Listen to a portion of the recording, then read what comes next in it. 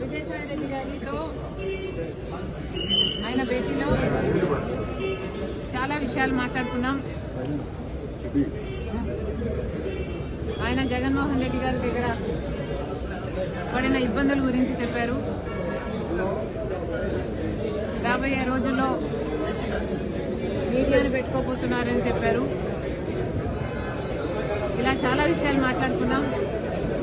details of which I am not at liberty to disclose. కానీ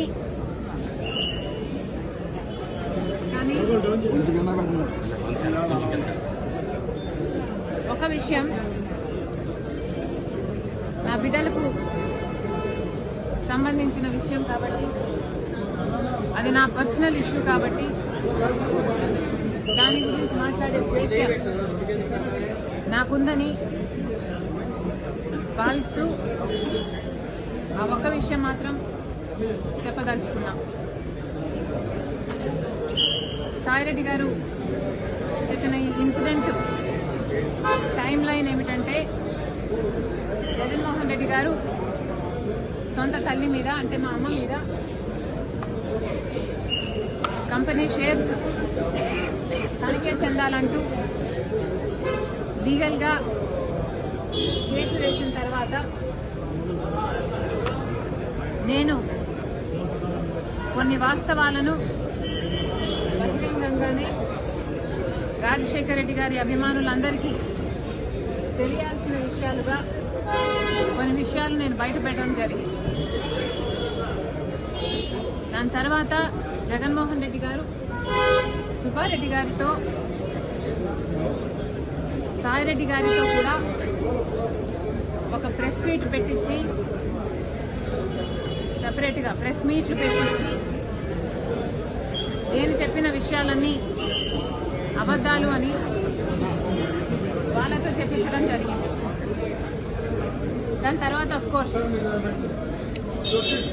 అమ్మగారు విజయమ్మ గారే బహిరంగంగా లేదు, సాయిరెడ్డి గారు సుబ్బారెడ్డి గారు చెప్పిన విషయాలలో వాస్తవం లేదు అని చెప్తూ, వాళ్ళు చెప్పిన విషయాలు అవాస్తవం చెప్తూ, ఒక బిడ్డ ఇంకో బిడ్డకు ద్రోహం చేస్తుంటే చూస్తూ తట్టుకోవడం చాలా కష్టం కాబట్టి కొన్ని విషయాలు బహిరంగంగా చెప్తున్నానని చెప్తూ, జగన్మోహన్ రెడ్డి గారు నాకు అన్యాయం చేస్తున్నారని విజయమ్మ గారే బహిరంగంగా లేఖ రాసి చెప్పడం జరిగింది. ఆ టైం లైన్లో, ఆ సినారియాలో జగన్మోహన్ రెడ్డి గారికి విజయసాయి రెడ్డి గారికి మధ్య జరిగిన సంభాషణ గురించి, ఆ ఇన్సిడెంట్ గురించి విజయసాయి రెడ్డి గారు నాకు చెప్పడం జరిగింది. ఒకరోజు జగన్మోహన్ రెడ్డి గారు సాయిరెడ్డి గారికి ఫోన్ చేసి, ఇలా షర్మిలమ్మ విషయాలన్నీ బయట పెట్టింది, నువ్వు బహిరంగంగా ప్రెస్ మీట్ పెట్టి మీడియాలో షర్మిలమ్మ అబద్ధాలు చెప్తుంది అని చెప్పమని అడిగినట్లు విజయసాయి రెడ్డి గారు చెప్పారు. దానికి విజయసాయి రెడ్డి గారు సమాధానం చెప్పారంట, అలా ఎలా కుదురుతుంది సార్, రాజశేఖర రెడ్డి గారి ఇద్దరి బిడ్డలకు సమాన వాటా ఉండాలని రాజశేఖర రెడ్డి గారు ఉన్నప్పుడే జరిగిన డిస్కషన్స్లో మీరు నేనే కాదు సార్, ఆ డిస్కషన్స్లో చాలాసార్లు షర్మిలమ్మ గారు, భారతమ్మ గారు, విజయమ్మ గారు అందరూ ఉన్నారు. మరి ఇంతమందికి తెలిసిన విషయం అబద్ధమని నన్ను ఎలా చెప్పమంటారు? నా వల్ల కాదు, ఈ ఒక్కసారికి ఈ ఒక్క విషయంలో నన్ను వదిలేయండి అని బ్రతిమాలుకున్నారట. దాంతో జగన్మోహన్ రెడ్డి గారు తర్వాత రోజుల్లో అదే విషయాలను సుబ్బారెడ్డి గారి చేత ప్రెస్ మీట్ పెట్టి చెప్పించడం జరిగింది. ఆ ప్రెస్ మీట్ తర్వాత జగన్మోహన్ రెడ్డి గారు మళ్ళీ సాయిరెడ్డి గారికి ఫోన్ చేశారని చెప్పారు.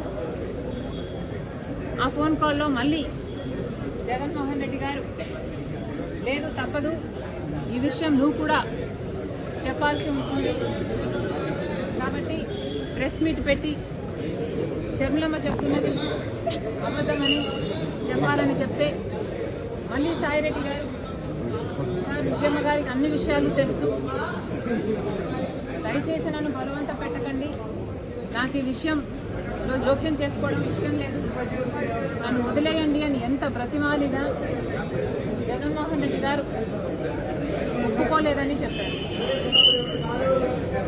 దాంతో అమ్మ నాకు తప్పలేదు, తప్పించుకోవడానికి నేను చాలా ప్రయత్నం చేశాను, తప్పనిసరి అయి నేను ఒప్పుకోవాల్సి వచ్చింది అని సాయిరెడ్డి గారు చెప్పారు.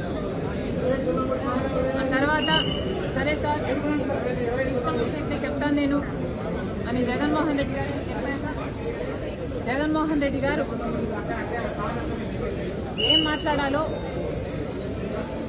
ఏ పాయింట్లు మాట్లాడాలో నేనే డిక్టేట్ చేస్తాను, నువ్వు నోట్ చేసుకో అని సాయిరెడ్డి గారితో చెప్పారట.